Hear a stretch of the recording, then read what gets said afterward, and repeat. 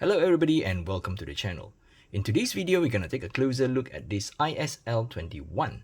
This Islander is based on the Seiko SKX013, where it is a smaller version of the famous SKX.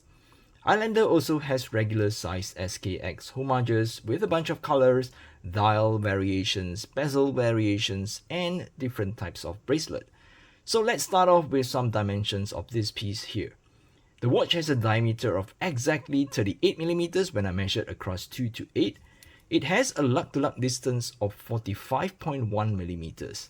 The thickness is a whopping 15.4mm. Yes, you heard me right, it's 15.4, including the slightly domed sapphire crystal. Even without the crystal, it is quite thick because I tried to measure from bezel to case back, it's at 14mm. Some of the thickness is really coming from that huge or thick case back. The watch comes with a standard 18mm. Sorry, the watch comes with a standard 20mm lug width, not 18. Yeah. The case has circular brushing on the top and polished sides.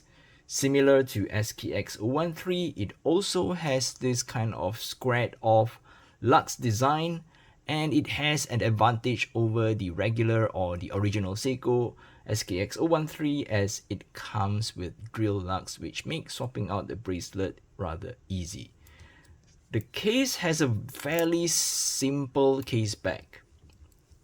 It is high polish, which I'm not a fan of, especially for watches with bracelet because it will just get scratched up the very next day.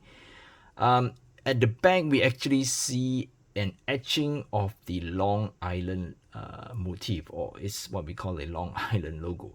However, it feels kind of thick and bulbous, and I'm not sure why it has to be that thick. I mean, I can understand if it comes with a see-through case back, but for a regular closed case back, I don't get it. The watch comes with a unidirectional dive time bezel.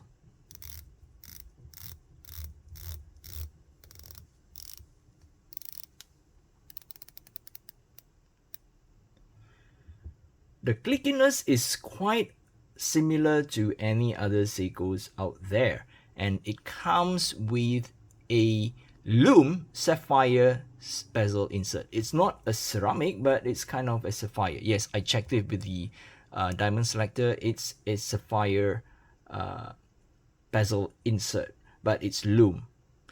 Alignment of the bezel is rather good, and even the chaptering its inside aligns quite well to the bezel and to the overall dial layout. This watch has a green sunburst dial.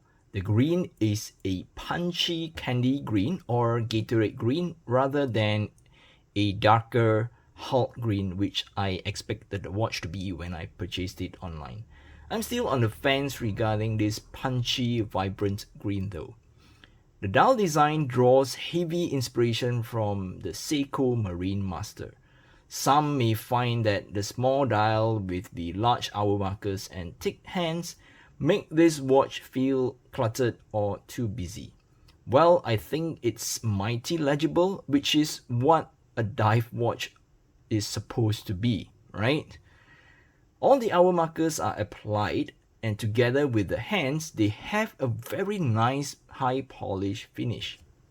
The edges of the hands are very nicely finished with no rough edge and no observable burr. This is way much better than a Citizen dive watch with just regular punched out sheet metal hands. The watch is powered by a Seiko NH36 movement with a day and date complication. It has a power reserve about 40 hours and beats at 21,600 beats per hour. The rated accuracy is from -20 seconds to +40 seconds per day. The watch also comes with a double dome sapphire crystal with anti-reflective coating on the underside, and as we can see, it has sort of like a blue AR coating. The lume used on the sapphire bezel insert as well as all the hour markers and hands are Super Luminova C3. Well, let's take a look on how it behaves. Okay, so this is how the watch looks when it is slightly dark. As you can see, the ceramic or the sapphire bezel insert shines or glow in a greenish tone, as well as the hour markers and the hands. Well, maybe you cannot see the green because the dial is green, the bezel insert is green, but yes, it does glow green especially when it's really dark here. This watch comes with an oyster style bracelet. It originally comes with male end links, but Mark does sell female end links conversion, which I purchased together with the watch. The female end links make the watch more friendly to smaller wrists. The bracelet has solid end links, all the links are solid, and it has a male scissor clasp with fold over push button deploying buckle. The removable links are held by screws. Let's see. Yep. This. So yes, all the removable links are held by screws, and it comes with 3 micro adjustment position. However, when I first got the watch, the fold over buckle seems a little tight, but after a couple of playing around with it, it feels kind of okay, but not really that kind of nice feeling. It's still kind of hard to push in, but at least I don't need to break my fingernails when I want to open it up. And to me, the clasp looks rather generic because there is no marking or no logo engraved or even etched on the bracelet or the clasp itself. It's unfortunate that I cannot get a good fit of this watch on my wrist.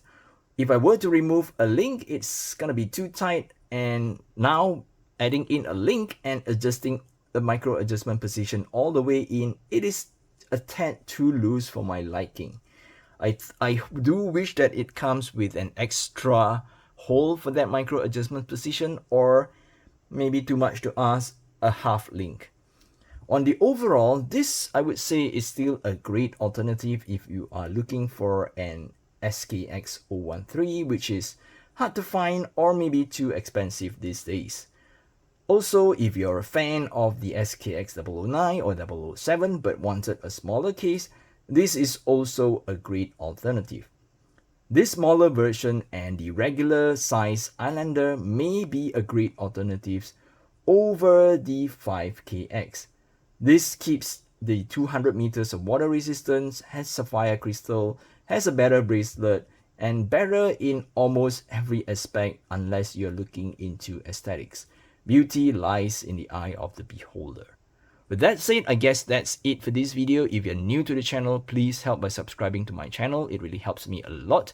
And you can also follow me on my Instagram at gfw_watch for more watch pictures.